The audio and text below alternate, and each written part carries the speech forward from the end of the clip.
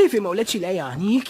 لقد سمعت أن سهيلة ابنة أبي الحكم تريد لنفسها. سهيلة ولعي بقى ولعي.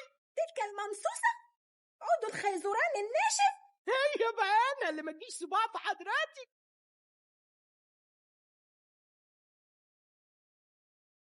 نبوءة. نعم يا مولاي. وماذا تقول نبوءتك يا كاهن الدمار؟ تقول النبوءة يا مولاي إن العرب لن يسكتوا على خطف نسائهم.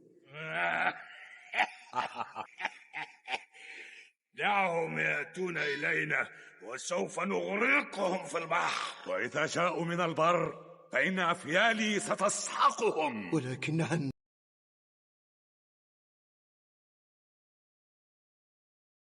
مرحبا أيها الرجل، متى عدت من رحلتك؟ بالأمس فقط. أين أبو الرياح؟ لم أره اليوم. يعز علي ألا تأتي معنا يا أبا الرياح. كنت أتمنى يا ولدي.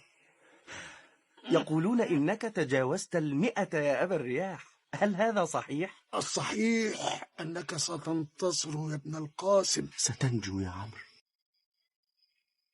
ستنجو بإذن الله.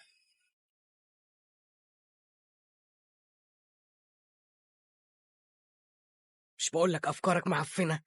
لغاية ما نوصل للشخص المطلوب يكونوا وصلوا لداهر وقتلوه. احنا مش بتوع قتل يا باشا يا عمنا، ما انت عارف كل حاجة. احنا بالكتير نفرق بين راجل ومراته، نعمل شوية عكوسات، نعمل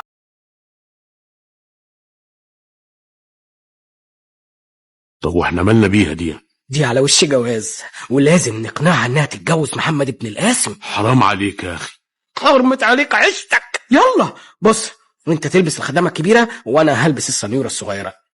يا ساتر، دي ايدها طرشة. يلا بسرعة قبل نظرات الحسد اللي في عينيهم دي ما تروح.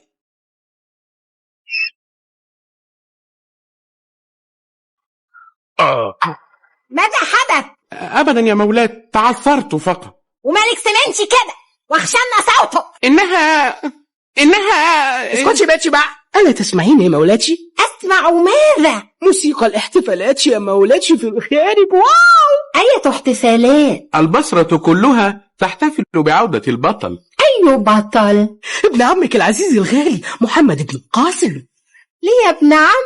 لقد حرر أسيرات العرب وعاد بهن من بلاد السند.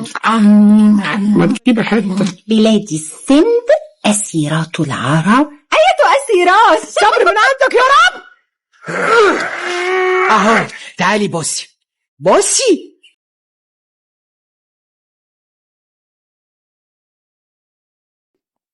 بصي هناك بيتش، بصي بقى. لا يعنيني. كيف مولاتي لا يعنيكي؟ لقد سمعت أن سهيلة ابنة أبي الحكم تريد لنفسها. من سهيلة يا أختي، ولعي بقى ولعي. تلك الممصوصة عود الخيزران الناشف. هي بقى أنا اللي ما تجيش صباع في حضراتك. بقولك إيه، ما تيجي يا مولاتي بصي بصة. بص إلى من؟ إلى البطل، أهو جاي هناك أهو. بصي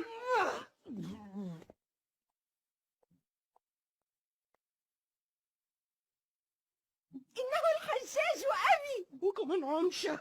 نحن لا نتحدث عن أبيك، بل عن ذلك الشاب الجميل الفاتن إلى جوارك. خلاص رأيت. من هو؟ العريس. عريس ومن؟ عريسك يا أم 44. ابن عمك، هو أولى بك وأنت أولى به. قيس المجنون بك وبجمالك يا مولاتي، رجيه واتركيه يعمل على شعرك 3 شهور. إنه لا ينام الليل من حبك. هو قيس وأنت ليلى. ولكن قد ماذا بقى؟ قد ماذا؟ قد لا يعجبه قوامي.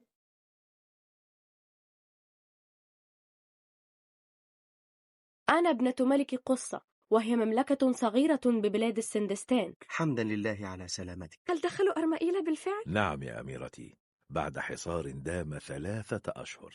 وهو في أحسن حال يا بنيتي. وهل زوجته معه يا أبا هارون؟ لا يا مولاتي، وتأكدت من ذلك بنفسي. إذن تأتي معي إلى قصر والدي، وهو قريب من هنا. لا تخاف يا صغيرتي، سنخرج. اسم غريب عليكم؟ بعض الشيء، ربما يشابه لبنى عندنا. لبنى؟ نعم. ليكن اسمي كذلك لو شئت، ولكن يا أبي هيا تراه يا قلب نسي وعدا أهداه لي. سيدتي